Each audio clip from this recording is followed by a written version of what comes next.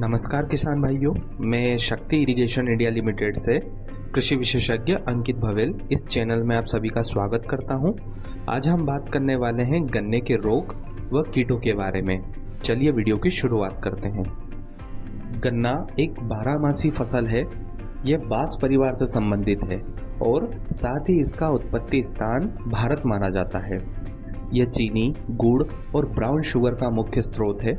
भारत में उत्पादित कुल गन्ने का लगभग 2/3 हिस्सा गुड़ और ब्राउन शुगर बनाने में खर्च होता है और इसका केवल 1/3 ही हिस्सा चीनी कारखानों में जाता है। विश्व में ब्राजील गन्ने का सबसे बड़ा उत्पादक है। इसके बाद भारत का स्थान आता है। भारत में भी महाराष्ट्र चीनी का सबसे बड़ा उत्पादक है और यह देश के लगभग 34% चीनी का योगदान देता है। इसके बाद उत्तर प्रदेश का स्थान आता है। इसीलिए यह नकदी फसल होने के कारण गन्ने की फसल किसान और देश की अर्थव्यवस्था दोनों दृष्टिकोण से एक महत्वपूर्ण फसल है। चलिए इसी फसल के रोग व कीटों के बारे में बात करते हैं। गन्ने के संबंधित रोग, सबसे पहले है स्मट। यह गन्ने का शुरुआती चरण में दिखाई देने वाला रोग है। इस रोग में गन्ने के विकास बिंदु से एक चाबुक जैसी संरचना निकलती है। यह संरचना आमतौर पर 25 से 150 सेंटीमीटर लंबी हो सकती है। इस चाबुक पर ब्लैक पाउडरी स्पॉट्स दिखाई देते हैं। यह रोग विशेषकर पेडी फसलों में देखने को मिलता है। पेडी फसल जब मुख्य फसल की कटाई के बाद में उसी जड़ से जब दूसरी फसल ली जाती है तब उसे पेडी फसल कहा जाता है। इसके रोग के कारण पौधे का विकास अवरुद्ध होता है और पत्तियां पतली और कड़क निकलती है। स्मट के कंट्रोल के लिए किसान भाई बीजों को 50 डिग्री सेल्सियस गर्म पानी पर 1 घंटे के लिए उपचारित करें और रोगग्रस्त पौधों को उखाड़कर खेत से बाहर कर जला दें। कवकनाशी के रूप में किसान भाई बेंडामिडाजोल की 1 से 2 ग्राम मात्रा को पर लीटर पानी के साथ में उपयोग करें या कार्बेंडाजिम की 1 ग्राम मात्रा को प्रति लीटर पानी के साथ में 10 मिनट के लिए उपचारित करने पर स्मट पर प्रभावी कंट्रोल देखने को मिलेगा। अगला रोग है रस्ट। रस्ट के शुरुआती लक्षण में पौधे की पत्तियों पर छोटे और लंबे पीले धब्बे दिखाई देते हैं जो कि पत्तियों की दोनों सतह पर किसानों को देखने को मिलते हैं। धब्बों की लंबाई धीरे धीरे बढ़ जाती है और वह भूरे से लाल भूरे रंग में परिवर्तित होते हैं जो आपस में जुड़कर एक अनिश्चित नेक्रोटिक भाग बनाते हैं। इस प्रकार ये पत्तियों पर जंग जैसा दिखाई देता है। इसके परिणाम स्वरूप पत्तियों और पौधे का विकास रुक जाता है। गन्ने में रस्ट को नियंत्रण करने का सबसे अच्छा साधन है प्रतिरोधी किस्मों को लगाना। इसके लिए किसान धनुष और कल्याणी जैसी प्रतिरोधी किस्मों का उपयोग कर सकते हैं और रोग खेत में दिखाई दे तब प्रभावित पत्तियों को तुरंत खेत से हटाकर नष्ट करें और प्रोपिकिनाजोल की 300 ml मात्रा को 1 एकड़ के हिसाब से खेत में स्प्रे करें या इसके स्थान पर पायरोक्लोस्ट्रोबिन की 3 ग्राम मात्रा को पर लीटर पानी के साथ में उपयोग करने पर भी रस्ट पर प्रभावी कंट्रोल देखने को मिलता है। गन्ने का अगला रोग है रेड रॉट। इस रोग में प्रभावित गन्ने की पत्तियों का रंग बदल जाता है। वह हरे से नारंगी में परिवर्तित हो जाती है। फिर पूरे पौधे में तीसरी या चौथी पत्तियां पीली पड़ने लगती है और धीरे से पूरा पौधा नीचे से ऊपर की ओर सूखने लगता है। यदि कवक के स्पोर पत्तियों के मध्य शिरा के माध्यम से पत्ती के आवरण में प्रवेश करते हैं तो मध्य शिरा के पीछे की ओर भी लाल रंग के धब्बे दिखाई देंगे। बाहरी लक्षण संक्रमण के 16 से 21 दिन के बाद में खेत में प्रकट होते हैं और पूरे गन्ने को सूखने में 10 दिन का और समय लगता है। जब प्रभावित गन्ने को फाड़कर देखा जाए तो उसके भीतर गन्ने की पूरी लंबाई में सफ़ेद और लाल रंग की धारियाँ दिखाई देती है जो कि अंदर से काले भूरे रंग में परिवर्तित हो जाती है और इसी के कारण उसके अंदर अल्कोहल की गंध को प्रदर्शित करती है। लाल सड़न को नियंत्रित करने का सबसे अच्छा तरीका रोग मुक्त क्षेत्र में स्वस्थ सेट्स का चयन करना। लाल सड़न से प्रभावित खेत में एक मौसम के लिए किसान चावल की फसल और 2 मौसम के लिए अन्य फसलों को खेत में लगा सकते हैं।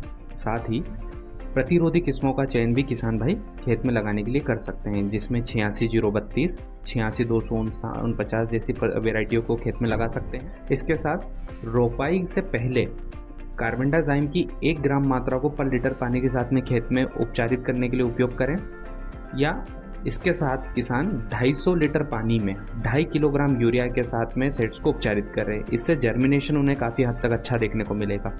और साथ ही 52 डिग्री गर्म पानी पर आधे घंटे के लिए यदि सेट्स को डीप करके रखा जाता है तो रेड रॉट के संक्रमण को काफ़ी हद तक कम या खत्म किया जा सकता है। गन्ने का अगला रोग है विल्ट। इस रोग के लक्षण तभी स्पष्ट होते हैं जब पौधा 4 से 5 महीने का हो जाता है।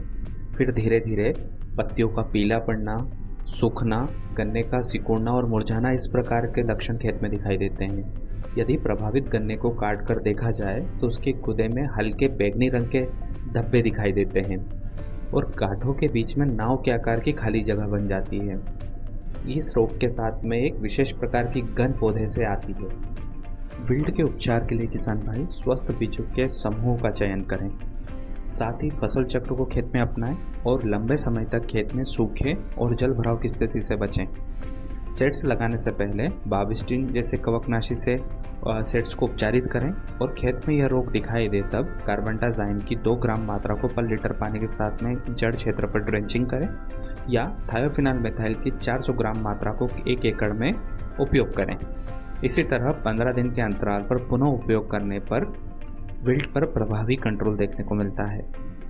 गन्ने का अगला रोग है ग्रासी शूट्स। यह रोग गन्ने को प्रभावित करता है और यह खेत के अलग अलग जगह पर क्लम्स या गुच्छों के रूप में दिखाई देता है। जब पौधा 3 से 4 महीने का होता है तब उसमें कागज जैसी सफ़ेद नई पत्तियों के रूप में ये प्रारंभिक लक्षण प्रकट होते हैं।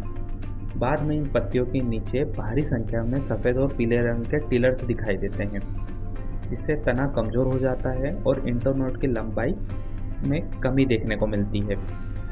ग्रासी शूट के उपचार के लिए किसान भाई यह ध्यान दें कि जिस भी खेत में ग्रासी शूट रोग की घटना 15% से अधिक होती है वहाँ पर रटून क्रॉप लेने से बचा जाए और यदि पौधे लगाने के 2 सप्ताह के भीतर ये रोग के लक्षण दिखाई दें तो ऐसे पौधों को स्वस्थ पौधों से बदल दिया जाए। रोग का प्रसार कीट के माध्यम से होता है, तो कीट के प्रसार को नियंत्रण करने के लिए 1 लीटर पानी में 2 ml डाइमेथोइड की मात्रा को मिलाकर खेत में स्प्रे करें। के संबंधित कीट पहला है अर्ली शूट बोरर या प्रारंभिक शूट बोरर। इस कीट में 1 से 3 महीने पुरानी फसल में किसानों को डेड हर्ड दिखाई देता है। इसमें कैटरपिलर केंद्रीय शूट में छेद कर देता है और आंतरिक उत्तकों को नुकसान पहुंचाता है। जमीनी स्तर पर ठीक ऊपर शूट के आधार पर कई छेद किसानों को देखने को मिलेंगे। अर्ली शूट बोरर के उपचार के लिए किसान भाई CO 312, CO 421 जैसी प्रतिरोधी किस्मों का चयन करें। दिसंबर और जनवरी के महीने के दौरान शुरुआत में रोपाई करने पर अर्ली शूट बोरर की घटना से बचा जा सकता है। साथ ही कीट जब खेत में दिखाई दे तब कोलेंट्रानिलीप्रोल प्लस थायोमेथाक्साम की 200 ml मात्रा से खेत में ड्रेंचिंग करें। गन्ने का अगला कीट है शूट बोरर। यह कीट कैटरपिलर का आक्रमण होने पर मुख्य रूप से डंठल के अधिकांश हिस्सों में पाए जाते हैं, जो वृद्धि बिंदु के माध्यम से बोर करते हैं और ऊपर से नीचे की ओर जाते हैं जब तक कि गन्ने के वह रसीले भाग तक ना पहुंच जाए, जिससे कीट बड़ी डंठलों को या गन्ने के बड़े भाग को डेड हार्ट में परिवर्तित कर देता है। लार्वा आयोजित पत्तियों में घुस जाता है और उभरती हुई पत्तियों में शॉर्ट होल्स की पंक्तियां दिखाई देती है और शूट के ऊपरी हिस्से पर किसानों को छेद देखने को मिलता है। इस कीट के नियंत्रण के लिए किसान भाई खेत में इंटरक्रॉपिंग में मक्का, ज्वार, बाजरा जैसी फसलों को लेने से बचें। साथ ही पंक्ति प्रणाली में रोपाई करें और ये कीट खेत में दिखाई देने पर कार्बोफ्यूरॉन या कर्टाप हाइड्रोक्लोराइड की 10 किलो मात्रा को किसी भी खाद के साथ मिलाकर 1 एकड़ जगह पर देने पर इस कीट पर प्रभावी कंट्रोल देखने को मिलता है। गन्ने का अगला कीट है व्हाइट फ्लाई। इस कीट के कारण पत्तियां पहले पीली पड़ने लगती है और संक्रमण ज़्यादा होने पर पत्तियां गुलाबी और बैंगनी रंग में दिखाई देती हैं। इस कीट के कारण पत्तियों पर सफ़ेद काले डॉट्स भी दिखाई देते हैं और संक्रमण ज़्यादा होने पर पौधे का विकास रुक जाएगा और अंततः पौधा मर जाता है। फ्लाई के कंट्रोल के लिए किसान भाई खेत में जल जमाव से बचें और जल की उचित निकासी की सुविधा प्रदान करें। 5वें और 7वें महीने में गन्ने की साइड ग्रोथ को काटें और खेत में उर्वरकों के अधिक प्रयोग से बचें। जब ये कीट खेत में दिखाई दे तब थायोमेथाक्साम की 150 ग्राम मात्रा को 1 एकड़ में उपयोग करें। साथ ही एसीफेड की 250 ग्राम मात्रा को 200 लीटर पानी के साथ में 1 एकड़ में स्प्रे करें। अंडों से निकलने वाले निम्फ को मारने के लिए यही स्प्रे 15 दिन में पुनः दोहराएं। गन्ने का अगला कीट है सुगरकेन वुली एफिड। यह कीट गन्ने की पत्तियों की निचली सतह पर बड़ी संख्या में सफ़ेद रंग के लार्वा और वयस्कों के रूप में एकत्रित होते हैं पत्तियों का सिरे से लेकर किनारों तक का पीला पड़ना और सूखना इसका मुख्य लक्षण है। इसके कीट के कारण पत्तियां भुरभुरी हो जाती है और पूरी तरह सूख जाती है। इस कीट के कारण हनीड्यू के बाहरी स्त्राव से काली युक्त फफूंद का विकास होता है और जमीन और मिट्टी पर ऊनी पदार्थ का जमाव स्पष्ट रूप से देखा जा सकता है। वूली एफिड के कंट्रोल के लिए किसान भाई बीज की रोपाई से पहले बीज समूह को क्लोरोपाइरीफॉस के घोल में डुबोकर उपचारित करें। फिर फोरेट की 10 किलोग्राम मात्रा को 1 एकड़ के हिसाब से खेत में खाद के साथ मिलाकर दें और कीटों का प्रकोप खेत में अधिक होने पर डाइफेंथ्यूरॉन प्लस बाइफेंथ्रिन की 300 ml मात्रा को 1 एकड़ में स्प्रे करने पर वूली एफिड पर कंट्रोल देखने को मिलता है। गन्ने का अगला कीट है टर्माइट या दीमक। यह कीट खड़ी फसल में पत्तियों के किनारों पर विशिष्ट रूप से अर्धवृत्ताकार पत्तियों के काटने के निशान दिखाई देते हैं। इस कीट के कारण पौधे का खराब अंकुरण होता है और इसी कीट के कारण सबसे पहले बाहरी पत्तियां पीली पड़ती है और सूख जाती है। इसके बाद भीतर की पत्तियां सूखने लगती हैं और अंततः पूरा अंकुरण सूख जाता है। इसे बाहर निकाल कर देखा जाए तो अंदर से पौधा खोखला हो जाता है और या तो मिट्टी से भरा दिखाई देता है। दीमक के कंट्रोल के लिए किसान भाई गन्ने के सेड्स को क्लोरोपाइरीफॉस के घोल में 5 मिनट के लिए डुबोएं या खेत में अधिक प्रकोप दिखाई देने पर कोलेंट्रानिलीप्रोल की ग्रेनुअल फॉर्मुलेशन को 5 किलोग्राम पर एकड़ के हिसाब से खेत में प्रयोग करें।